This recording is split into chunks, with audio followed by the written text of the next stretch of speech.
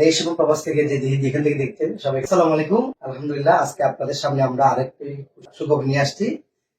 খুশির খবরটি হচ্ছে আমাদের চিকিৎসা পুনর্বাসন কেন্দ্রে এখন আপনারা জানেন লোডশেডিং চলে, প্রচুর লোডশেডিং, প্রচুর গরম।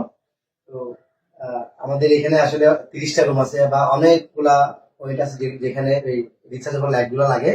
তো বিষয়টা আমি আমাদের চিকিৎসা পুনর্বাসন কেন্দ্র এবং সেবা ফাউন্ডেশনের কার্যকরী কমিটির সদস্য মুর্শিদা ফাউন্ডেশন প্রতিষ্ঠাতা আমাদের সবার প্রিয় বড় ভাই আবু হাসান ভাইকে আমি এটা শেয়ার করি।